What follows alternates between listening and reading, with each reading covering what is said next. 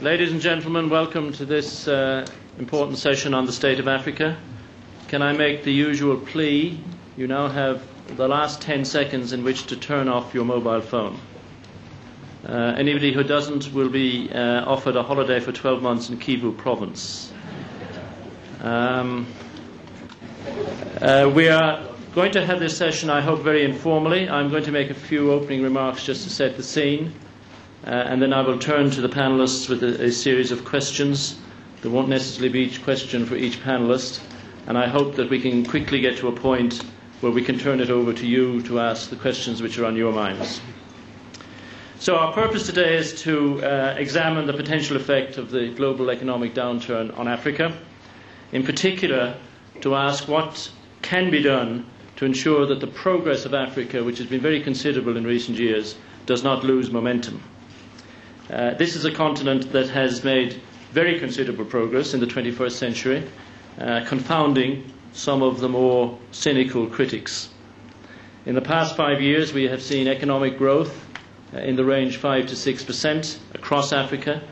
We've seen living standards and personal freedoms rise in many countries. We've seen investors take a new interest, attracted in particular by rising standards of governance. But we've seen too that these are delicate green shoots that have not yet taken strong root. So in the past year there's been, of course, a serious and unresolved crisis in Zimbabwe, violence in Kenya and the Eastern Congo, and military coups in 2 countries. We can understand, perhaps, why Freedom House, the international group that campaigns for democratic freedoms, described 2008 as a year of regression. Now, alongside those setbacks, the global financial crisis, of course, brings new challenges. Prices for exports are falling, investment is flagging, and jobs are being lost. And in a climate of worsening economies and growing fears, the question is, can Africa continue to support and nurture democracy? Or will troubled times lead to desperate measures and a return to the conflicts from which the continent was beginning to emerge? What can be done to keep Africa on track? Now, to find some answers, I am pleased to introduce a most distinguished panel. If I may start with Kofi Annan. Now that he's left running the world, he's worked tirelessly to bring peace, development, and a green revolution to Africa. He's a man committed to seeing this great continent reach its full potential. President Motlanthe of South Africa took office last year as a man respected by all sides at a moment of unprecedented turbulence in South Africa, prompting some to ask whether he should not be planning to stand for election himself. This week he's been busy trying, and we hope succeeding, to ensure that a deal takes place to end Zimbabwe's crisis. President Abdoulaye tried 3 times to win Senegal's presidency before succeeding in 2000. Since then, he has been at the forefront of leaders seeking to bring change across the continent. Others have repeatedly called on him for his mediation skills. President Paul Kagame has said his ambition is to turn Rwanda into the Singapore of Africa. He has restored that country from unimaginable tragedy, and one of the signs of improvement in Rwanda's success is cutting the death rate from malaria by more than 60%. Mozambique's Prime Minister Luisa Diogo is another leader who understands the destruction that war can bring about. She has helped her country, which was practically destroyed by civil war over 16 years, turn into one of the fastest growing economies in Africa. And Kenya's Prime Minister Raila Odinga agreed to share power to stop spiralling post-election violence a year ago. He has never, ever shied away from speaking his mind on democracy, or the lack of it, elsewhere in the continent. So a very distinguished panel indeed. So if we can start with Zimbabwe. This is a truly critical week. And it's hard to discuss the prospects for governance in Africa without looking at the challenge thrown up by the tragedy of Zimbabwe. This is a country that was once the most promising in Africa. Now its currency is worthless, as indeed testimony to that is that the government this week, the Zimbabwean government, set its own budget in US dollars. Its people are hungry. The World Food Programme now estimates that over half the population of Zimbabwe need food aid. 3,000 people have died from cholera. Many millions have fled. And here we are on the verge of, we hope, an agreement. What has come out of the discussions in South Africa last week seemed to be very encouraging. But Zimbabweans and others still have some question marks as to how effective it will prove to be. As Kofi Annan said not long ago, and I quote, "Due to the abject failure of its leadership, it is now moving rapidly to becoming a full-blown failed state." So if I can start with you, Kofi, in a situation like this, if the leaders of the country continue to fail to prevent an end to human tragedy and crisis, what should the rest of the continent do, and indeed what should the rest of the world do? Thank you very much, Niall. I think on the Zimbabwean case, SADC has been entrusted with the responsibility of finding a solution, and South Africa has been very active in the lead. I think we shouldn't leave it only to SADC. Other governments have responsibility, particularly the African Union, to work with SADC and South Africa to find a solution. There are many around the world and on the continent in particular who feel that it has taken too long to come to a solution. I agree with you that the meeting last week seems to indicate some progress, and the government may be formed. The MDC is meeting today to announce its position. If the government were to be formed, I think it is important that all involved work in good faith to make it successful. But there are doubts that everybody will be working in good faith. So if we form a government and it doesn't work, or for one reason or the other, they are not able to tackle the issues, where do we go? There can be no solution in Zimbabwe that does not include economic recovery and better welfare of the people. And so we have to come up with a solution that does not only deal with the political problem, but also leads to economic recovery. And therefore we are looking at a situation which is not just Zimbabwean, but regional as well as global.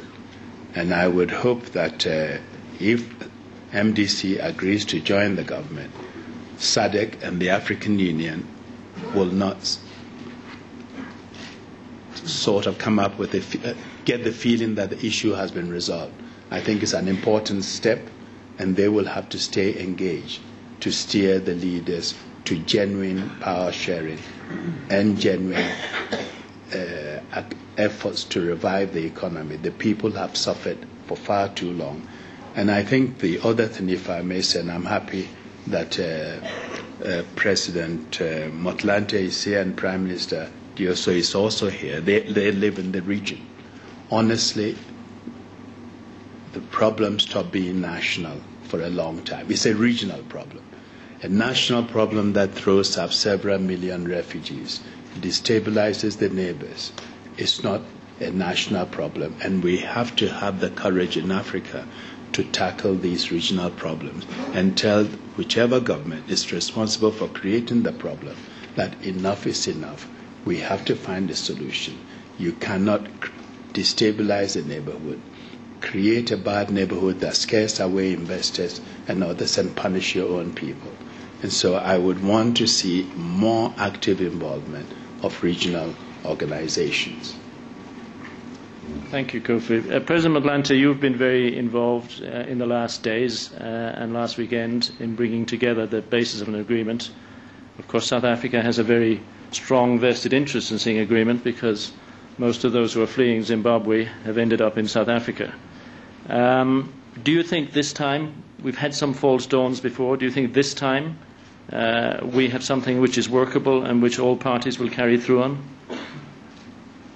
Yes, Niels, thanks. I think this time we have a basis for a breakthrough in Zimbabwe at the political level because the agreement reached on Monday at the extraordinary summit of SADC was arrived at unanimously. All the issues that had been adduced as obstacles to the establishment of the inclusive government were addressed, and a timetable was agreed to on what the next step ought to be. On the 11th of February, the National Assembly in Zimbabwe will pass the amendment to the Constitution, thus creating the posts of Prime Minister and 2 posts of Vice Prime Ministers. The leader of the opposition, Mr. Tsvangirai, will be sworn in as Prime Minister on 13th of February, and the new inclusive government will then be established. That represents a giant step in the process of stabilizing Zimbabwe and tackling the very urgent and important task of economic recovery. On the humanitarian side, as SADC, we established a framework, an all-inclusive framework, which includes all sections of the Zimbabwean population, from grain growers, farmers, unionists, NGOs, and we work together with the World Health Organization to ensure that relief sent to Zimbabwe would reach the ordinary people rather than to be used for party political interests. And that has worked very well thus far. So that sounds hopeful, but we will know within a matter of days. Prime Minister Diogo, some critics have said that Zimbabwe's neighbours should have taken a much tougher stance to end the crisis. If this latest deal doesn't work, and we're all hoping, of course, it will, but if it doesn't, what tougher action would you take? I think that it has to work. It's necessary that it works. Because Mozambique has a long border with Zimbabwe, so around 1,000 kilometers. So that means that anything that happens in Zimbabwe affects Mozambique. If it's a disease, we have now cholera, it's affecting Mozambique. If it's an issue related to the instability in the macroeconomic area, something happened in Mozambique.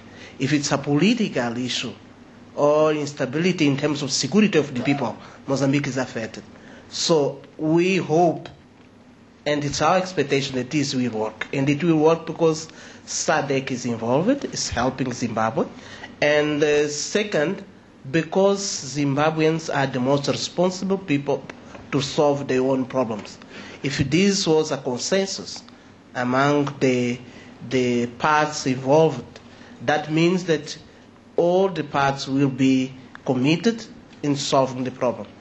From the MDC, from ZANU, we expect to receive real signals about implementing what has been agreed with the SADC supporting them.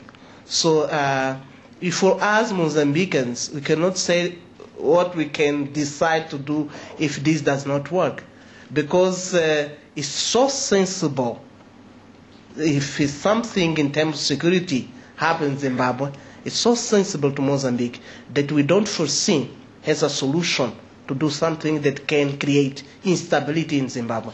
And that's why the President Gebuza is so involved, is so committed in trying to help to solve the situation and support Zimbabweans to find the best solution for their own country. Because Mozambique is a neighbor with more than 1,000 kilometers of border.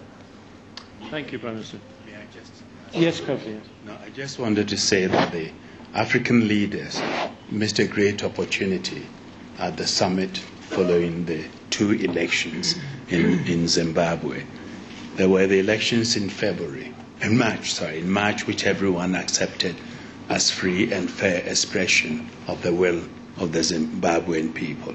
And then there was a presidential second round in June, which the observers of the African Union and SADC declared as an election which was neither free nor fair. When the leaders met, they did not have the courage to support their own observers. I think if you had taken the decision at that time that the only fair election was the one in March, or you have affirmed the findings of your own observers in June, we probably will be facing a different situation. So it was a missed opportunity to reaffirm democracy. And as we move forward, there will be other opportunities. And I hope other crises will rise. We will not miss the occasion and will be firm and call it as it is. Thanks. That's a very timely and sobering reminder. President Wade, countries outside Southern Africa have often been more critical about Zimbabwe's neighbours, about President Mugabe. How cautious do you think the world should be in terms of now moving to aid Zimbabwe until they see whether this particular agreement is really working? Je vous remercie.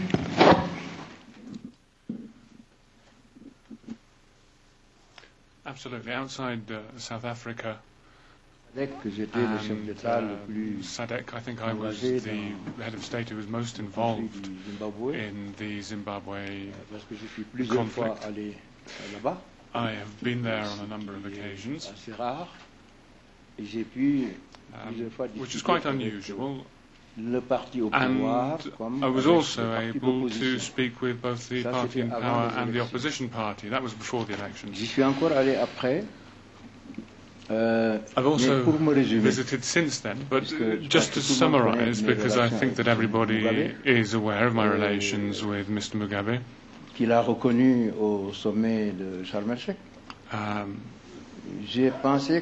who recognised this at the Sharm el-Sheikh summit. I don't think that the African colleagues showed enough support initially, and that's why he embarked on this path, which has ended in a dead end. When he had the problem with the white fathers, now obviously we're not in agreement with throwing people off their farms, but when he had this conflict with England at the time, Mrs. Thatcher decided to provide very little compensation, £25 billion, to the white farmers. And then the European states took a stance against Mugabe, whereas at the time they should have simply acted as facilitator. And instead of just facing England, Mugabe was facing the whole of Europe.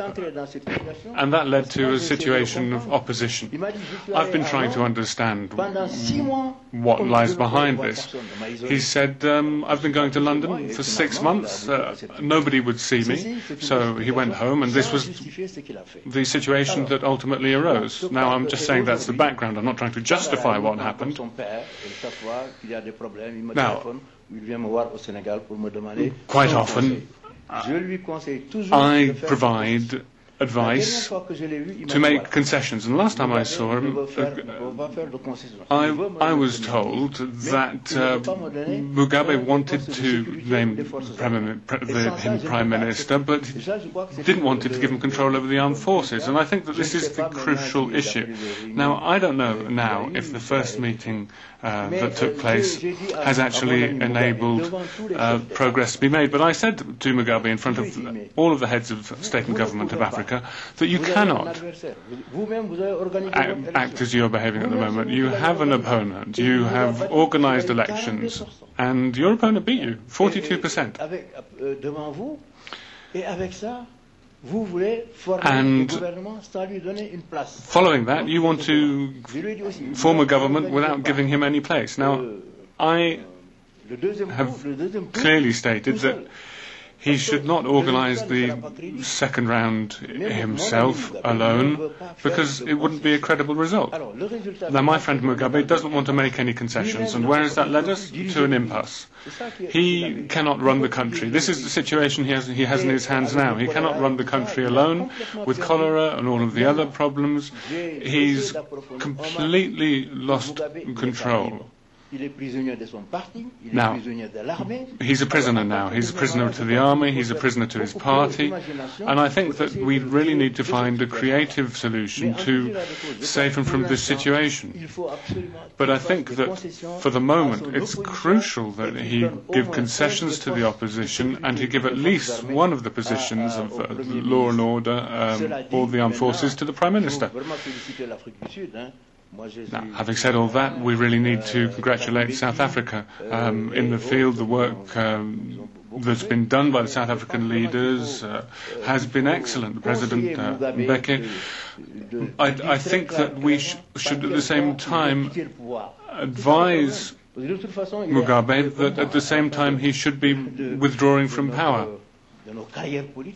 He's like me, approaching the end of his political career, and he needs to define a way forward. I succeeded Abdoulaye. We were fighting against one another, but now we're good friends. And the same could happen with Mugabe if he gives way to the opposition. But as I've said, at the moment we're in an impasse. I think we need the courage to tell the truth and to ensure that if Mugabe does leave power, he will not be pursued. Where's he going to go? He's not going to go to Europe. And I could say to him, come to Senegal. I think that we need to simply provide a smooth exit for him. Thank you. Well done. So, power sharing. We've had power sharing now in Kenya for some months, for a year.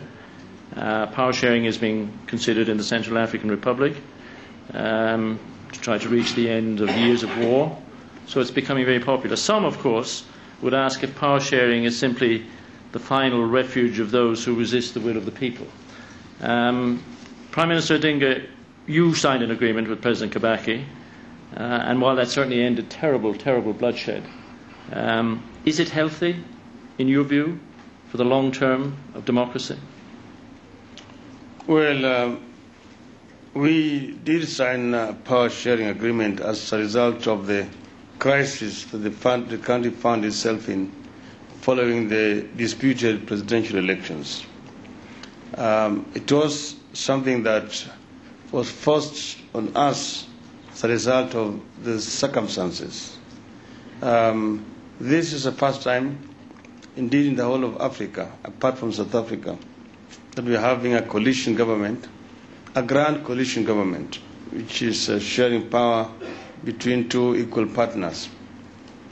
We have gone through a learning period where we have realized that there is need for constant consultations between the coalition partners for it to work. Because we are bringing together two disparate groups that fought very bitterly in elections. And out of those two teams, you are supposed to create one team to deliver on the election promises. It is a serious challenge because there are fears and suspicions among coalition partners in the initial phases. We have managed in the period to overcome this through constant consultations, holding joint seminars for the members of the cabinet, and also trying to diffuse political tensions across the country. Having said that, there appears to be a tendency now in Africa to try to emulate Kenyan example, where the incumbents, having been defeated in elections, want to cling on to power so that it is eventually negotiated and shared. This, I think, is what went to Zimbabwe. But in Zimbabwe, I hold a view that the African Union has let the people of Zimbabwe down. I agree with the Kofi that the AU meeting in Sharm el-Sheikh should have first recognized the recommendations by their own observers, which had said that the elections which were held by Mr. Mugabe in June were a sham. At the first round of elections, Mr. Mugabe was defeated squarely by Mr. Shwangarai, by the admission of their own electoral commission. It was 42 against 48%. But we were not told how many votes Mugabe got and how many votes Tsvangirai got. Now, after that, should Mr. Mugabe be the one who is presiding over formation of another government? Should we be trying to help Mr. Mugabe out of a problem of his own creation? In my view, I think the way that Africa resolved the problem of Zimbabwe will define the process of democratization in Africa. And my view is that we should not allow Mugabe to get away with those centuries of political murder. I think that Africa needs to stand firm. I appreciate the role that SADC has played, but I think that SADC has not been firm enough with Mrs. Mugabe. I believe very strongly that if the stronger members of SADC stood strongly and told Mr. Mugabe that enough is enough, I don't think that Mr. Mugabe would continue with this impunity. When people are dying in Zimbabwe, the relief assistance is being denied by the same regime. I don't think that is a time to treat Mr. Mugabe with kid gloves, because he lost the elections which were held under his own charge, and the whole world knows this. So my view is it's a time, as President Ward has said, for Mr. Mugabe to be shown the door. If he has to be given a safe exit and assured that there will be no retribution for the crimes that he has committed against the people of Mugabe, so be it. If he needs a golden handshake, let us assure him of the golden handshake. But I think the AU meeting that is coming in Addis Ababa next week will let the entire people of Zimbabwe down if they do not come up with very strong recommendations or resolutions to deal finally with this issue of impunity in Zimbabwe. Thank you, Prime Minister. Well, that is extremely clear. Paul Kagame.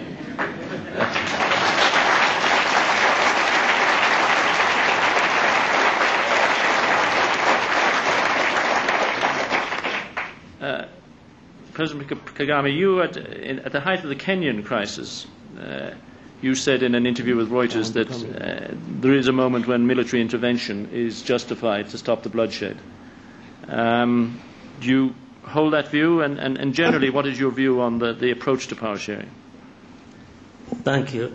Let me put that question in a wider context by building on what others have said in relation to Zimbabwe and then Kenya. First, I see a number of things emerging. As on one hand, it is well recognized that on our continent, democracy and good governance have been tremendously improving. The development in Zimbabwe and development in Kenya are not to be seen separate from other developments we have seen before that. On one hand, we've seen elections, we've seen democracy, we've seen leaders come through elections. On the other, we have seen an effort to manipulate constitutions, remove term limit for leaders. In some places it has worked, in other places it has not worked. Then at the same time, as we were seeing this manipulation of constitutions by different countries, we're also seeing another situation where countries are having elections and in the end the result is a deadlock. We cannot tell who is the winner. And of course, that is to culminate into power sharing. So there are those two things, the three things where things are going fine and democracy going on. Two, manipulation of constitutions and leaving a situation where there is no term limit for leaders. Three, where others are saying, well, let's go for something in between. let's go for elections. Let's admit there is a term limit, because maybe some of them have failed to manipulate their own constitutions. But in the end, you can create a situation where there is a deadlock, and the only way to resolve it is by having power sharing, which power sharing means in a situation where people failed to remove term limit for leaders, by design in this particular case, they end up coming back because there is a deadlock, and therefore there has got to be power sharing. This is a development on our continent that certainly people should be concerned about and should be busy working on to see some improvement in the way this situation should be managed. Now, back to the question you asked me, my statement, the statement I made. In fact, that particular statement I made is to be seen probably in that background. But the background I've just referred to is more important. And the situation in Kenya, where admittedly, and even Prime Minister Raila Odinga has mentioned it, and everyone knows how many people are being killed, and that suggested that in that country at that moment there was really no legitimate institution of governance in place to sort out that problem at that moment. So you have to choose, either you continue having people killed in their thousands every day as you go into political niceties of who won, who did not win, who is on the right side. You know, as you debate, as you argue, it takes months, but it also takes thousands, if not millions of lives. I was referring to dealing with the urgent problem, the short-term problem of stopping deaths of people. I was not seeing, first of all, the executive, who was there to stop the killings. The parliament, was that an institution to stop the killings? The judiciary, was it there to deal with any issue on the ground? Whatever institution of governance that you would think of in Kenya at the time, there was none that could stop the killings, because there was talking going on about who has won the elections or how they get out of the situation, but the fact also on the ground was that people were dying. I was putting more emphasis and importance on the lives of the people that were dying. And I was saying, if there is anything that could be done to stop this, as people continue debating what happens next, so be it. And if that could be an organized institution like the military institution, aiming at stopping the killings as it creates a stable situation, at least temporarily, to resolve this problem, that's what I was referring to. So I still hold it that something needed to be done in the short run and urgently to stop the killings, as that would create stable grounds on which other issues can be discussed. Thank you. Yes, Kofi. Just on that one, I think as someone who was on the ground, I was sympathetic to the view expressed by Paul, and I myself approached the president saying that it may be necessary to deploy the military, and that protection of civilians is a secondary important mission of any army. And so I was sympathetic to, because of the way things were developing. But if I may say one word about power sharing, I think the Kenyan example was a unique one. It was not intended to be a model across Africa, regardless of circumstances. Because honestly, when we looked at the situation in Kenya in January 2008, I got in January around the 22nd. The situation was such that all the options they were looking at, have a rerun of the elections, have a retally, have a recount, all those in that climate would have led to more killings. Secondly, the animosity was such that even if you had a rerun, a recount, it was not likely that the results would be accepted by either party. You also had a situation where the government and the opposition had almost the same number of seats in parliament. I think the opposition, Mr. Prime Minister, correct me if I'm wrong, the opposition I think had 104 seats and the government about 102. So there was no way either party can run the government alone. It was also obvious that they will need to put through a major reforms. And to get the reforms through, you needed the numbers in Parliament for them to cooperate to put Kenya on strong footing for the future, to ensure that what happened in 2008 is not repeated in 2012. And this is why we came through with a broad agenda of constitutional reform, electoral reform, land reform, and some of the long-term issues to be looked at. So you have three examples in Africa. You have the Kenyan model, which I maintain is unique.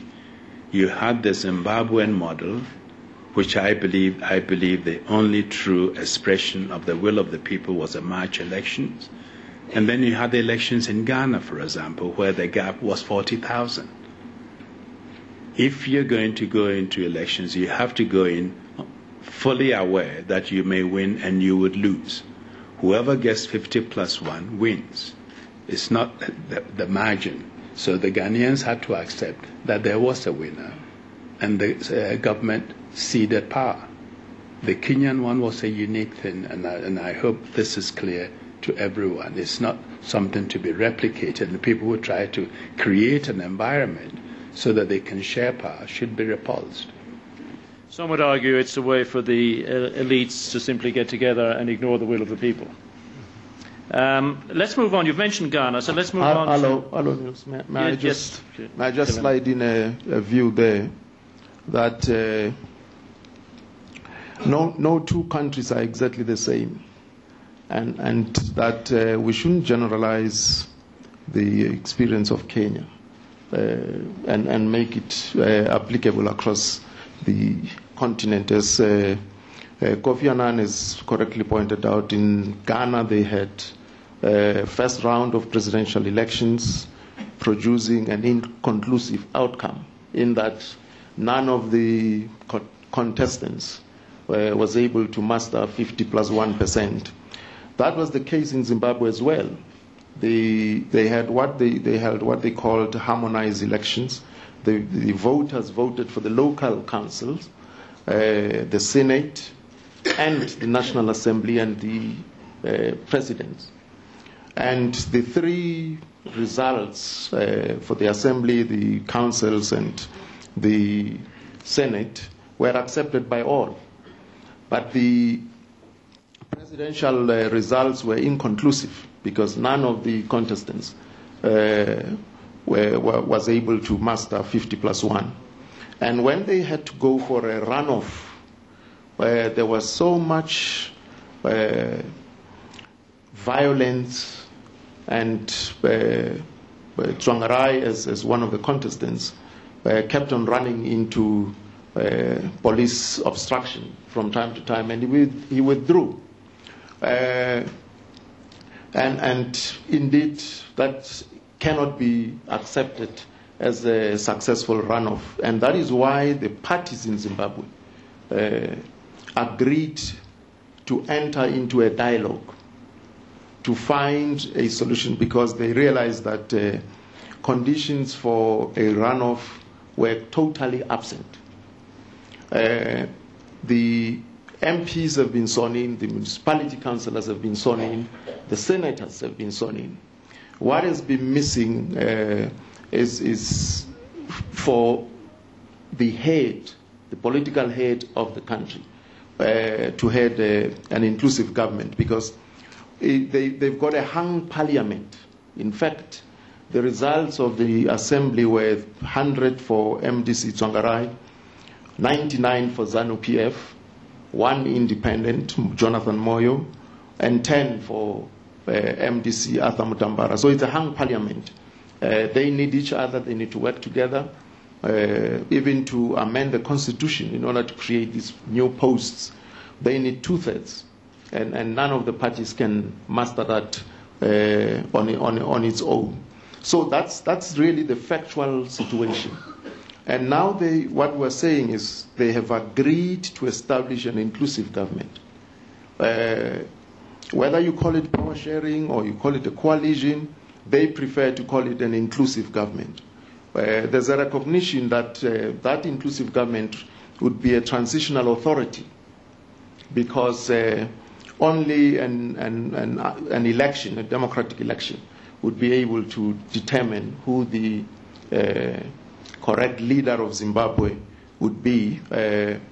And we are pleading that because this is what the people of Zimbabwe have agreed to do, let us support them in that rather than to undo that. Because if we undo that and present no practical alternative thereto, it means we are perpetuating the deterioration of that country.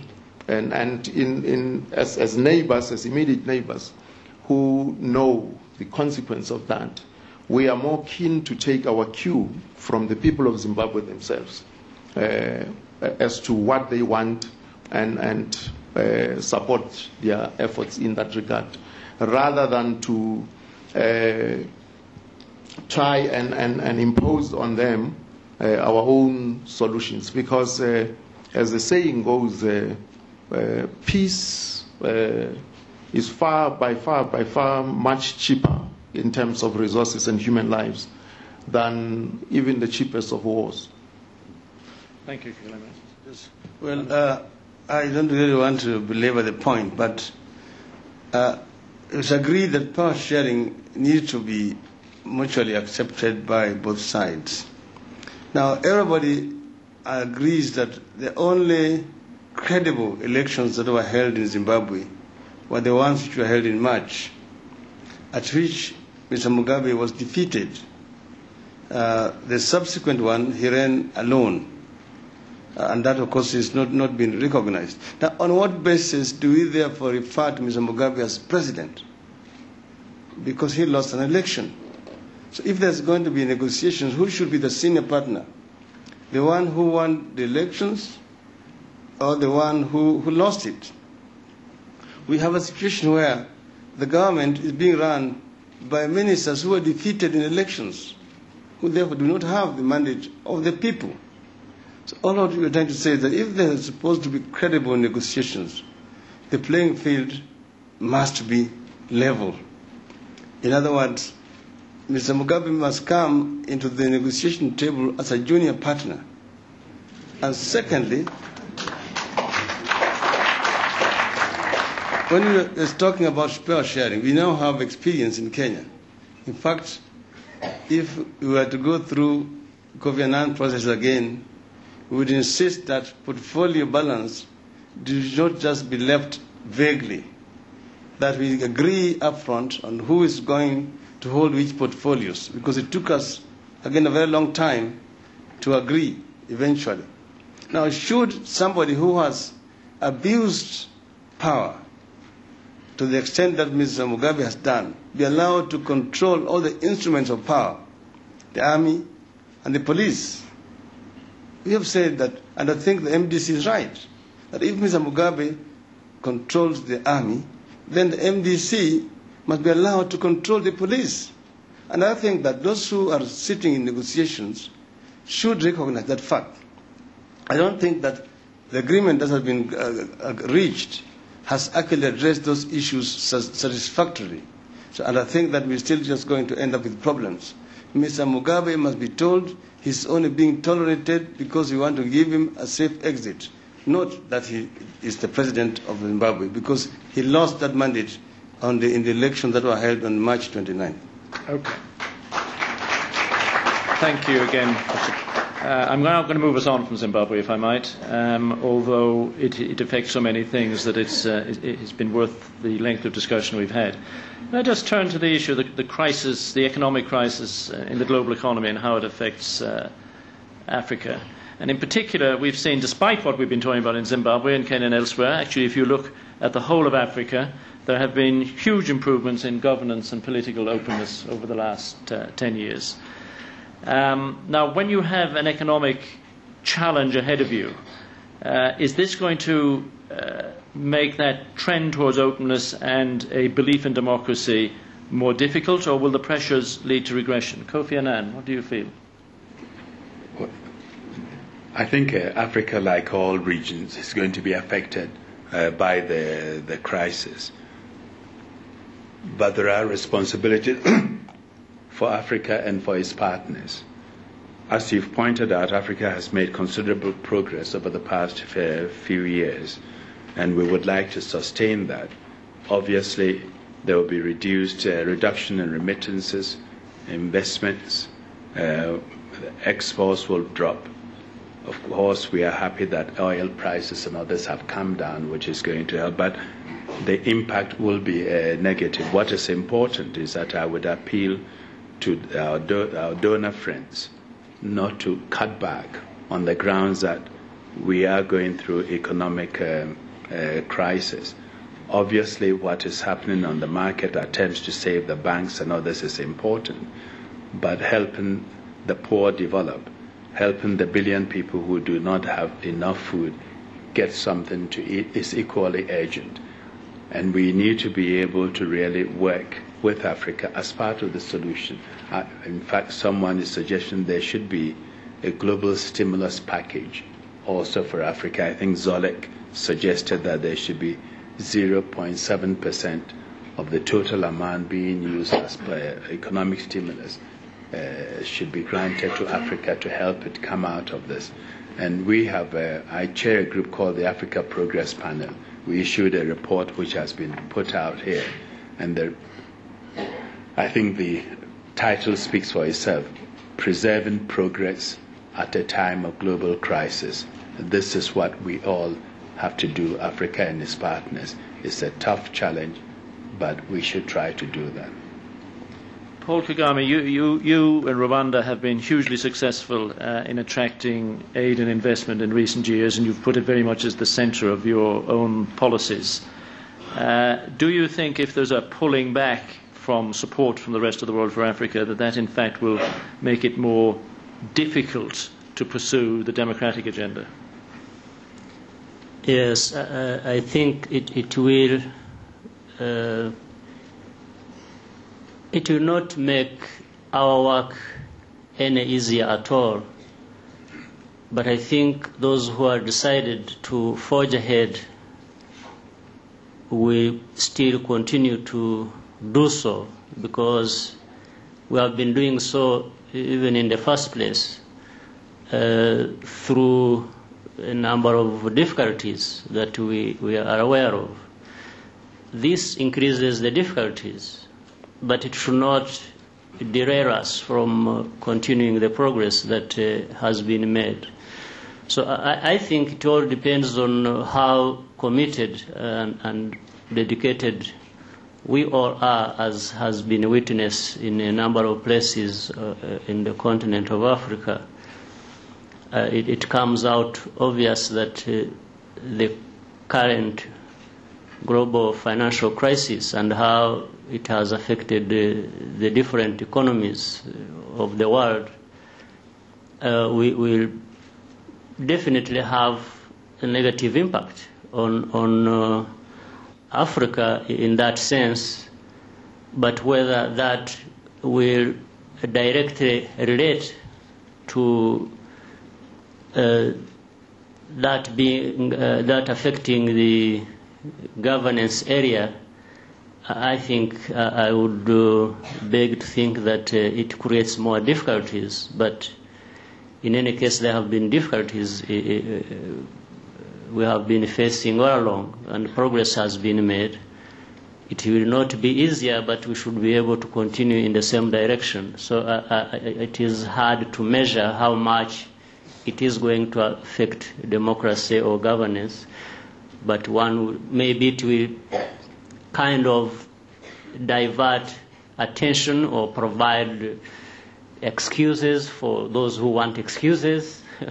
But I think those who want to forge ahead will continue even in increased difficulties.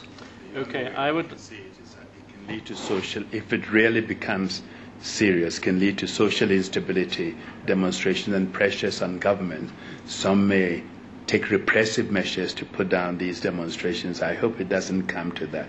But hopefully the robust civil society which is developing in Africa would also keep the government and politicians on their toes. I suspect, Kofi, that if the economic crisis continues and we don't find the proper solutions, that social unrest will not be confined to Africa. I agree.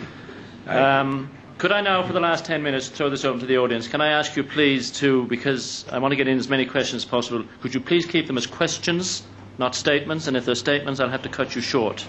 And secondly, I would suggest, because we've had a very thorough discussion in Zimbabwe, that you take your questions on another aspect of the current state of Africa. Sir. Short question. I'm Luis Moreno Campo, the Chief Prosecutor of the International Criminal Court. I'm working in 3 cases in Africa, working with President supporting, but the Security Council referred to me the Darfur case that you did not discuss. And I had the privilege to have 6 leaders from Africa working on this. The question is, and it's difficult, because it's difficult to control crimes in a different country. The question is, what you could do. In February, the International Criminal Court will decide on the request I did to charge for genocide, crimes against humanity and war crimes, President al-Bashir. For the last 5 years, there are crimes there. 5,000 people die each month, according to the UN.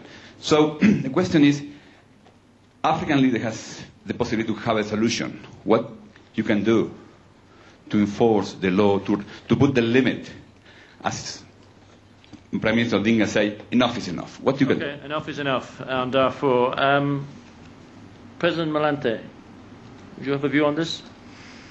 Well, I think it's a very difficult question, and actually an irrational question to pose to African leaders, in the sense that every state has its own constitution and is run on the basis of its own constitution.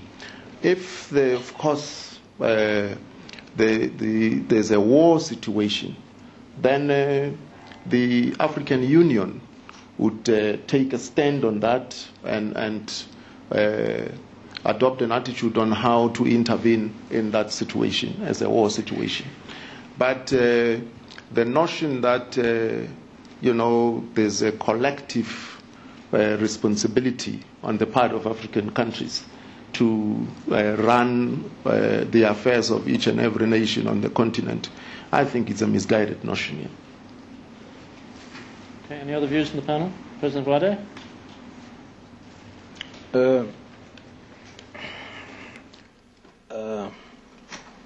Allow me to say one word about the previous discussion on the consequence of the crisis in Africa. The opinion of ADB, the opinion of African bankers, is there will not be important effect in Africa. And this is my opinion also. There is not bankrupt in Africa. Maybe indirect consequences, like, the case of the workers, African workers, in West, in Europe or United States. If they lose their job, of course, that will be a consequence of the money they used to send in Africa. But really, the African bankers, they had a meeting in Washington, and they said that the crisis will go over Africa.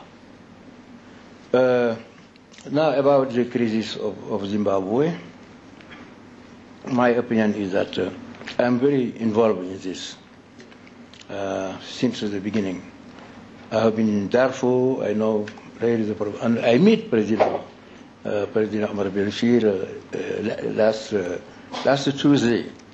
The situation improved, but now it's going worse. Because as the president is elect, the opposition party, the rebels, they said, why will you discuss with a man who is going to be in prison? So this problem has been solved. I used to discuss with this matter with President Bush, because since the problem of Darfur, he said genocide. I told him, despite the fact that I had very, very strong relation with him, I said, there is no genocide. There is killing people. But killing people by the army or any other groups, that doesn't mean genocide. Genocide means that the will to kill a tribe and race, but not. The problem of Zimbabwe now is that many of the rebels movement, there are too many, they signed an agreement in Abuja, but 2 or 3 of them only did not sign. We succeeded in bringing one of them to sign after the Abuja meeting. But now there is the situation is very difficult, and the president said me that he is ready to sit with the whole movement of liberation, and also to share the power, because some of them were in the power, but they left after. So I think that